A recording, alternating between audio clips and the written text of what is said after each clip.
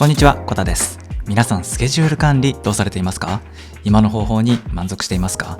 実は僕はかつて悩んでいたんです。果たして紙の手帳とカレンダーアプリ、どっちが理想のスケジュール管理手法か。でもやっぱり決めきれないのはアナログとデジタル、それぞれに良さと弱点があるからなんですよね。何か弱点を全て克服して良さだけをいいとこ取りできる方法はないものか。もしそんな方法があったら超理想的だと思いませんか？そんな理想を叶えるため僕が2021年から開発しているのがこちら、コタログダイアリーです。2026年版が完成しました。もともとは僕の理想を形にした個人用の手帳に過ぎませんでしたが、ありがたいことに今では世界中に愛用者がいます。毎年こうして動画を公開するたびに非常に大きな反響をいただきます。コメント欄に寄せられる視聴者さんからのリクエストを取り入れて、また1年後にアンサーを返す。その繰り返しで年々機能とバリエーションを増やしながら、これまで視聴者さんと一緒にコタログダイアリーを育ててきました。そんな活動も今年で6年目。もはやコタログダイアリーはみんなの理想を叶える手帳です。今年もその流れをさらに加速させましょう。2026年版では日曜始まりを追加して Google カレンダー連携など新しい機能を盛り込んでいます。使い勝手がさらに良くなっていますよ。それと今年は iPad と GoodNotes の進化も目覚ましいものがありましたよね。UI が刷新され、これまでにない使い方ができるようになっています。さて、2026年版のコタログダイアリー、どう進化したか、どう理想を叶える手帳なのか、ご愛用者さんからいただくよくある質問なんかも交えながら分かりやすく解説します。それではお手元に iPad と Apple Pencil をご用意いただいて一緒に始めていきましょう。コタログダイアリーは iPad を理想の手書き手帳にするために誕生したデジタルプランナーです。iPad の手書きノートアプリに読み込んで使います。主な魅力は心地のいいシンプルなデザイン、豊富なバリエーション、さっと開いてパッと書き込める手軽さ、ページ移動をスムーズにするハイパーリンク、おしゃれで実用的なステッカー、便利なガイドページ。これらの要素が組み合わさってコタログダイアリーはこれまで高い支持を得てきました。そして2026年版では新たに日曜始まりと Google カレンダー連携を追加してさらにパワーアップしています。機能性と意匠性、それぞれを天秤にかけながら一つ一つ丁寧に作り上げています。目指すはアナログとデジタルのいいとこ取り。紙の手帳の魅力は豊かさにあります。ふと昔の手帳を見返してまるでタイムスリップしたような気持ちになったことありませんか？筆跡から当時の忙しさが蘇ったり、挟んであった写真が懐かしかったり、過ぎ去ってみると意外とこなしたタスク以上にこういう日々の揺らぎみたいなものに魅力を感じることはよくあります。それと手帳は1年1冊っていう区切りがあるのもいいですね。始める時の新鮮な気持ちや1年書き終えた時の達成感を味わえます。ただ紙の手帳で問題なのは忘れた、汚した情報が見つからない、冊数が増えて保管場所に困る点。一方デジタルはこれらの不満を全て解消してくれる利便性を兼ね備えていますが、豊かさという点においてはやや劣りがちです。月日がシームレスに流れるカレンダーアプリだと続けたことへの達成感は得られず、あえて見返すっていうこともあまりしないんじゃないでしょうか。コタログダイアリーはそんな紙の手帳のような豊かさとデジタルの利便性を両立させます。操作は至ってシンプル。書き直しや移動がスムーズで、検索機能で手書きで書いた文字もすぐに見つかります。クラウド同期で複数のデバイスから使えるから、手帳を忘れてスケジュール確認できないっていう事態を最小限に抑えられます。また1年1冊の形式をとっているから、紙の手帳のように時間の流れもしっかりとつかめますよ。豊富なバリエーションを用意しているので、自分にはどの手帳が合うか一緒に選んでいきましょう。今回僕がコタログダイアリーに用意したラインナップは全部で192種類。4つのレイアウトと12のカラーバリエーション。そしてそれぞれに月曜始まりと日曜始まり、グローバル版と日本の祝日対応版を用意しています。まずはレイアウトを選んでいきましょう。コタログダイアリーのレイアウトは大きく分けて4つ。1週間の予定管理に便利なウィークリーホリゾンタルとウィークリーバーティカル。1日単位の予定管理に便利なデイリーポートレートとデイリーランドスケープ。ウィークリーホリゾンタルは表紙、イヤリーページ、マンスリーページ、ウィークリーページ、ノートページの全68ページで構成されています。1週間の予定と一緒にアイデアや気づき、日々のタスクなんかを並べて書きたい人におすすめのスタイルです。タイムラインが水平に広がるデザインで、右にはノートエリアを配置。月をまたぐ日付はこんな感じで境界線で区切ってあって、どこからどこまでが今月か感覚的に把握しやすくしています。このオレンジで示した部分にはハイパーリンクが設定されていて、指でタップすると目的のページへ瞬時に移動することができます。続いてウィークリーバーティカル。表紙、ヒアリーページ、マンスリーページ、ウィークリーページ、ノートページのこちらも全68ページ。ページ構成やリンクは先ほど紹介したホリゾンタルと一緒。違いはウィークリーページのレイアウト。タイムラインが垂直に流れるデザインで、スケジュール管理に特化したい人におすすめです。ノート欄はあえて省き、予定にフォーカスしやすい設計になっています。続いてデイリーポートレート。表紙、イヤリーページ、マンスリーページ、デイリーページ、ノートページの全380ページ。1日1ページのデイリーページがある縦型のフォーマットです。左にはタイムライン、右にはたっぷり書き込めるノートエリアがあって、スケジュールと紐づいた情報を整理するのに重宝します。打ち合わせの多い方なんかは会議の内容をメモしたり、イベントの進行と合わせて記録したりするのに重宝します。ノートページには薄くドット方眼があしらってあって、水平垂直が取りやすく綺麗に書き溜められます。下にはトピックスエリアを配置。その日の出来事なんかをまとめておくといいですね。ハイパーリンクはこのオレンジで示した部分。最後はデイリーランドスケープ。表紙、イヤリーページ、マンスリーページ、デイリーページ、ノートページの全380ページ。デイリーランドスケープはちょうどデイリーポートレートを横向きに最適化したプランナーで、配置されている要素も同じ。リンクはこのオレンジで示した部分。デイリーランドスケープは iPad にキーボードカバーをつけて使うことが多い方におすすめです。1日の出来事をしっかりと整理できます。以上4タイプ。よくユーザーさんからどのプランナーがおすすめですかって質問をいただきます。いろんな iPad で検証して、どのデバイスでも使い勝手がいいように設計しているので、どれを選んでいただいても間違いはないんですが、ポイントを3つ挙げるとしたら、1つは iPad mini を使っているか、2つ目はキーボードカバーを装着しているか、3つ目はマルチタスクをどれぐらい使うか。iPad mini ならデイリーポートレートがおすすめです。システムキーボードでタイピングするときも画面領域を有効活用しやすいです。キーボードカバーを装着している方は横長タイプの3つから選ぶといいですね。ただマルチタスクを多用する方は縦型の方が有利な場合もあります。続いてカラーを選んでいきましょう。コタログダイアリーのカラーは全部で12色。どんなライフスタイルにも馴染むように幅広いバリエーションを用意しました。色のインスピレーションはカフェテラスでデジタル手帳を楽しむ情景から、そこにあるものの色や雰囲気を色に落とし込んでいます。ネイビー、ストーン、リーフ、スチール、ダスティーピンク、チェリーブロッサム、ミント、スカイ、モカ、カフェラテ、ミルク、ライラック。コタログダイアリーの特徴ともなっているガイドページもそれぞれのテーマカラーに合わせた内容になっています。用途や年代で色分けして使うのも機能的でいいですね。この中でスチールは少し特殊です。例えば大学の授業やミーティングでスクリーンを見ながら薄暗い部屋でノートを取る場面ってあると思うんですが、そういう時は iPad をダークモードにして、このスチールカラーのプランナーを使っていただくと周囲への配慮にもなり、目への負担も軽減されます。よくユーザーさんから毎年どの色を選ぶか楽しみですという声をいただきます。結構ギリギリまで迷われている方多いみたいです。参考に昨年の色別ダウンロードランキングを集計してみました。やっぱり定番色のネイビーは強いですね。昨年登場したライラックが上位に入っています。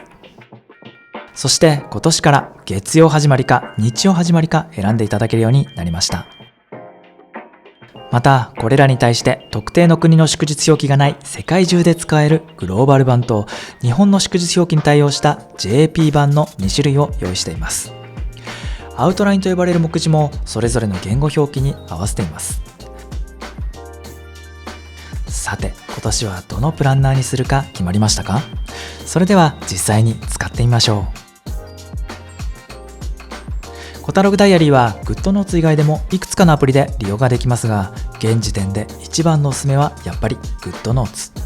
コタログダイアリーのポテンシャルを 100% 引き出せて書き心地も抜群です。ホリゾンタル JPN のネイビーを使います。表紙をめくって最初に現れるのがイヤリーページ。このページは手帳全体のナビゲーションを兼ねています。月をタップするとマンスリーページへ、日付をタップするとその日付を含む詳細へ移動ができます。この考え方は全タイプ共通で、ウィークリータイプのホリゾンタルとバーティカルはウィークリーページへ、デイリータイプのポートレートとランドスケープはデイリーページへ移動ができます。戻るときはページ上部のホームから。こんな風にイヤリーページを起点にすると、どのページへ移動するのもスムーズです。Apple Pencil を使えば紙の手帳と同様にどこでも好きな場所に書き込みます。あと、快適に使うコツとしてステータスバーを非表示にしておくといいですね。設定は詳細メニューの書類編集を開いて、ステータスバーという項目をオフにします。特に iPad mini の方はこの設定がおすすめです。画面を広く使えます。続いてマンスリーページ。ウィークリータイプのホリゾンタルとバーティカルでは日付のコマをタップするとウィークリーページへ。デイリータイプのポートレートとランドスケープはデイリーページへ移動ができます。戻るときはページ左上の月表記をタップ。デイリータイプの場合、右下のカレンダーからも戻れますよ。マンスリーページの各コマは予定を書き込みやすいように余白を大きく取ったレイアウト。コタログダイアリーは予定をたくさん書き込んでも見づらくならないようにデザインに極力罫線は使わず、面で構成されたデザインとなっています。こうすることで時間や日付をまたぐ予定を書き込んでも見やすく、散らかった印象になりません。僕が開発しているコタログダイアリー、インデックスノート、クロノグラフィーはすべて GoodNotes のデフォルトのフォントサイズの24ポイントを基準に設計しています。そのため異なるテンプレートにコピペしても最適なサイズが維持されます。ペンのおすすめの太さは 0.5mm。GoodNotes はテキスト文字、手書き文字、どちらも検索が可能です。左上の検索から社内会議とすると、ほらこんな風に手書きでもテキストタイプした文字でもどちらも検索に引っかかっているのがわかります。これであれどこに書いたっけっていうことはもうありません。同じ内容の予定はコピペして、もし予定が変わっても移動が簡単です。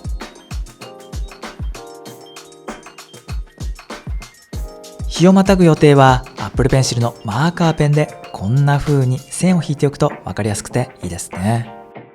テキスト入力を中心にしておけばペンの使えない iPhone や Mac でも編集がしやすいです。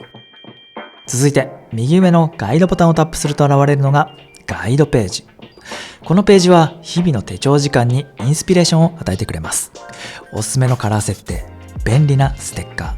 ー、ショートカットアイコン、役立つ情報なんかをまとめています。初めて開くときは外部リンクを許可しますかのポップアップが出るので、はいをタップしてください。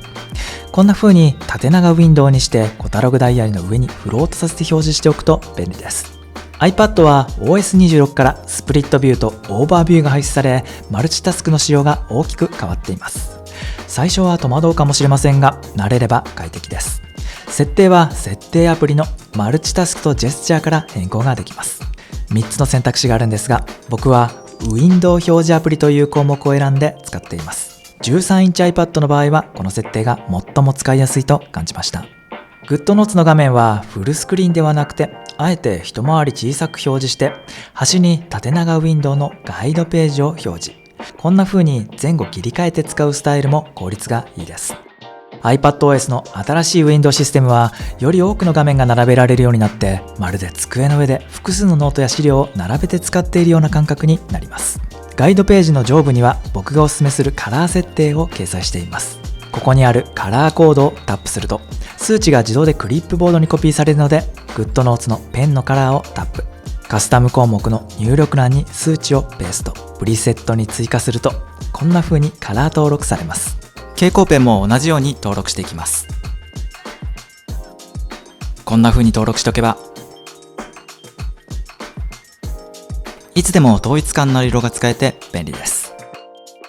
続いてページ右端のカレンダーマークに G と書かれたこのアイコンボタン。これは今年から新しく追加した Google カレンダーへのリンクです。マンスリーページ、ウィークリーページ、デイリーページの全てのページに配置されていて、タップすると今コタログダイアリーで開いている画面と同じ Google カレンダーのページが開きます。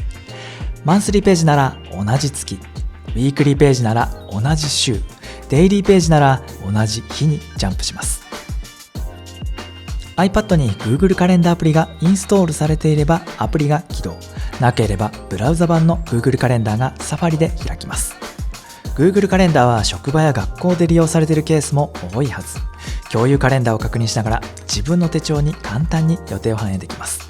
両方に登録が必要な場合でも楽です。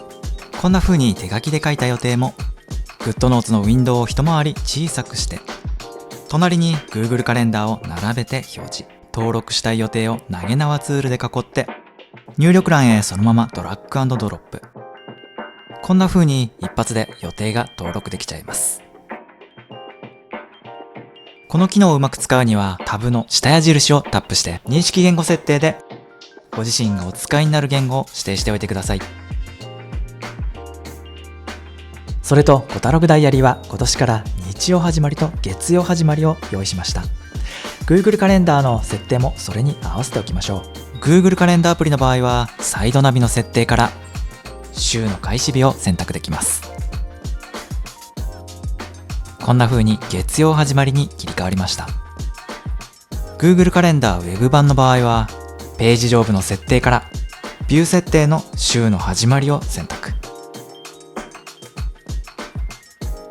こちらもこんな感じに切り替わります。さらに最新版の GoodNotes では Google カレンダーを連携しておくと予定が近づくとこんな風にアラート表示してくれる新機能が登場しました。この設定は GoodNotes のホーム画面を開いてプロフィールをタップ、インテグレーションをタップ。ここで Google カレンダーを紐付けることで連携ができます。Google カレンダーと GoodNotes どちらも使っているユーザーにとっては嬉しいアップデートですよね。実はこの機能もう少し奥が深いんですが、今日は話がそれるのでそれはまた別の機会に話しますね。続いてウィークリーページ。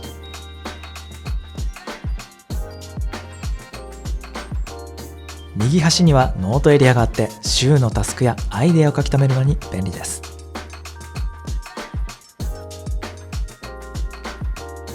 GoodNotes は画像を取り込むのも簡単。例えばガイドページにある付箋ステッカーを貼ったり、行きたいお店の情報を貼り付けたり、こうしたアナログ感覚の楽しさを気軽に取り入れられるのは iPad ならではです。投げ縄ツールの選択設定は細かく調整ができて、例えばイメージだけをオフにしておけば上に書いた情報だけを簡単に移動ができたり、状況に応じて使い分けができます。ガイドページの Today と Now ステッカーを使えば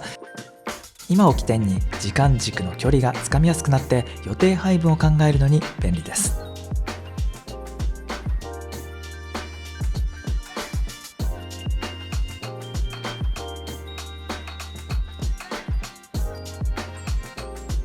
はい、どうですか？使いやすそうじゃないですか？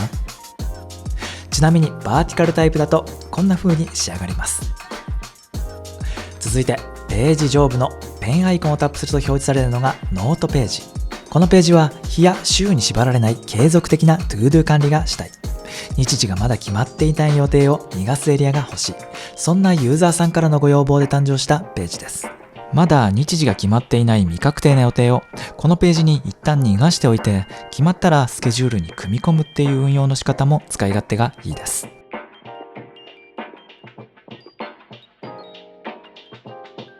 他にも ToDo 管理であればテキストボックスを開いて平木の24ポイント、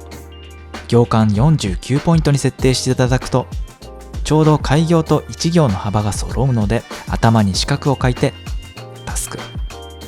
こんな風に記入すれば簡単に扱いやすい ToDo リストの完成です。終わったらチェックを入れましょう。手書き派の人はこんな風にいくつかの四角を書いてエレメント登録。使いたいときにエレメントツールから選択すれば手書きを半自動化できます。繰り返しタスクはタスクごとエレメント登録しちゃうのも効率がいいです。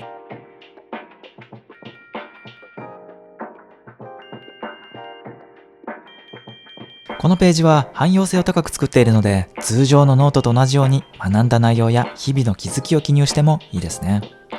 縦横中央には印があって、2分割して使えば簡易的な見開きノートのように、4分割して使えばチャートや座標のように使っていただくことができます。このページは手帳の最後のページにあるので、ページを増やしたくなったら横に引っ張って追加、簡単に増やすことができます。続いては気分を変えて縦型のデイリーポートレートモカを使っていきましょう。可愛らしい雰囲気の手帳に挑戦します。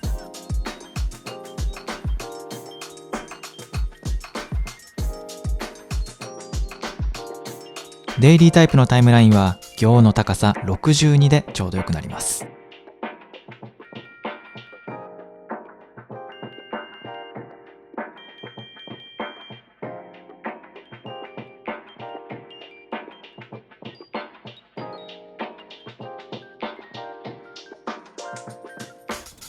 iPad の標準機能で自作ステッカーも簡単に作れます。被写体を長押ししてステッカーに追加、エフェクトを編集、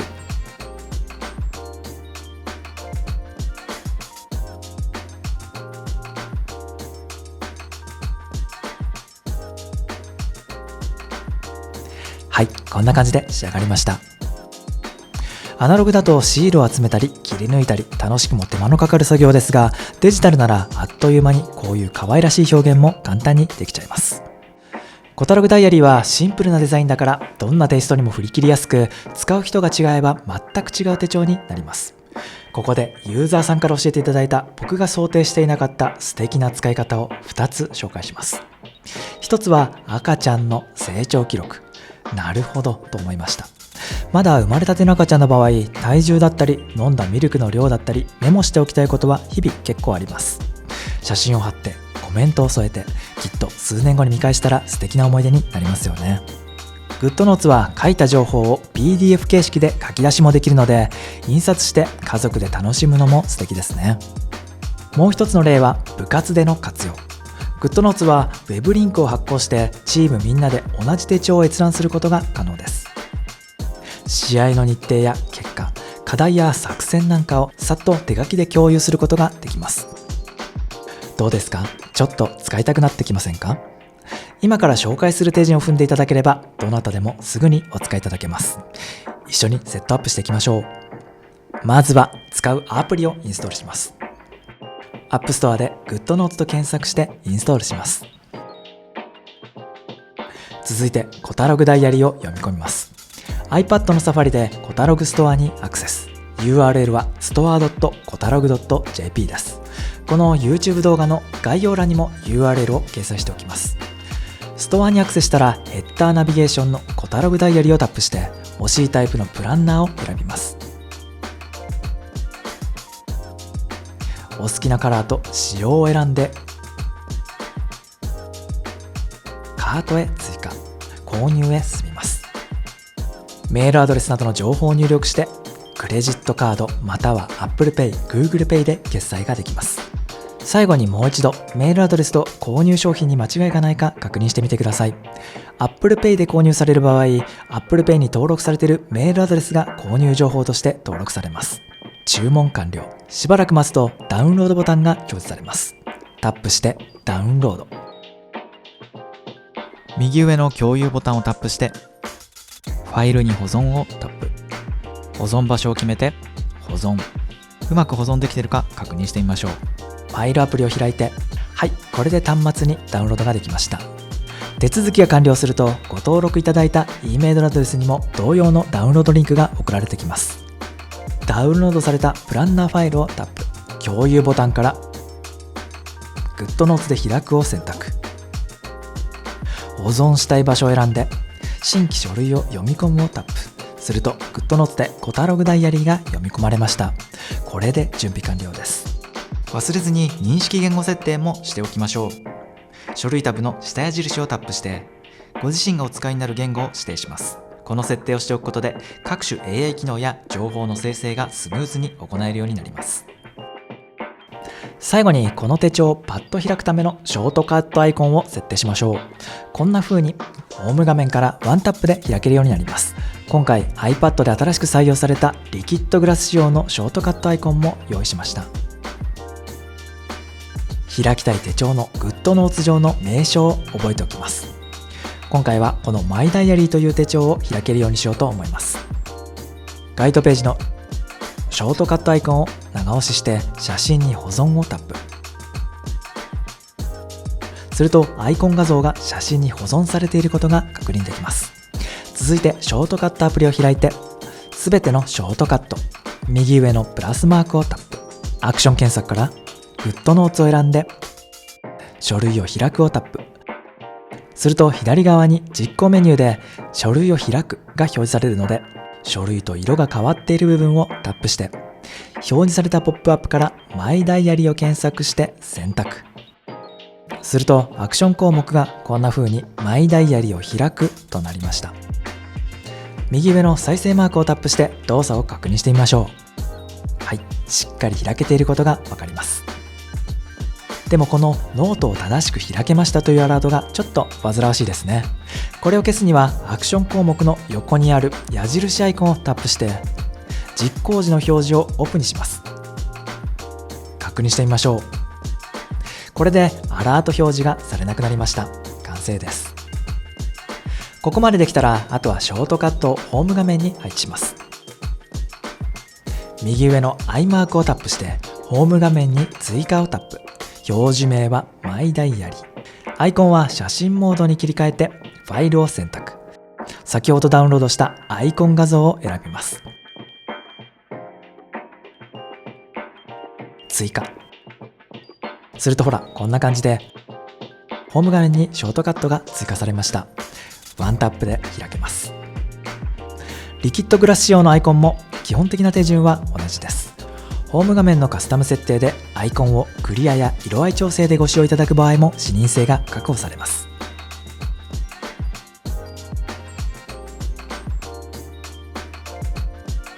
これでセットアップは完了です。